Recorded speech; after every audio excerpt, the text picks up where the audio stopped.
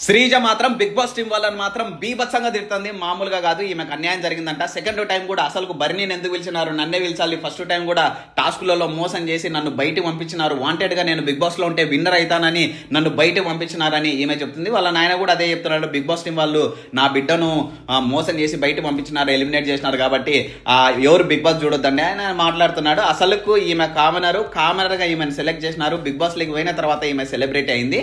ప్రతి గేమ్ లో ఎవరికో ఒకరికి మోసం జరుగుతూనే ఉంది. నిన్న తనుజ విషయంలో మీరు చూసుకుంటే తనుజకు క్లియర్ కట్ గా మోసం జరిగింది. ప్రతి టాస్క్ లో మోసం జరుగుతుంటది. ఇప్పుడు నువ్వు బయటకు వచ్చినావు ఎందుకంటే జనాలు నిన్ను ఇష్టపడలేదు. జనాలు నిన్ను ఎందుకు సపోర్ట్ చేసినారంటే ఒకటే ఒక రీజన్ తో నిన్ను సపోర్ట్ చేసినారు. ఆ రీజన్ ఏంటంటే ఫస్ట్ టైం నువ్వు జనాల ఓట్లతో బయటకు పోలేదు కాబట్టి నీకు సపోర్ట్ చేసినారు. నీ ఆటను బట్టి కాదని 1000 సార్లు నేను ఇప్పుడు చెప్తున్నా, మళ్ళీ చెప్తున్నా. అయినా కూడా నువ్వు బిగ్ బాస్ టీం మీద మాట్లాడడం యాజ్ ఎ కామనర్ గా వాళ్ళు ఇంత మంచి ఆపర్చునిటీ ఇచ్చినాక కూడా నిజంగా మంచిది కాదు. మీరేమనుకున్నారో కామెంట్ చేయండి.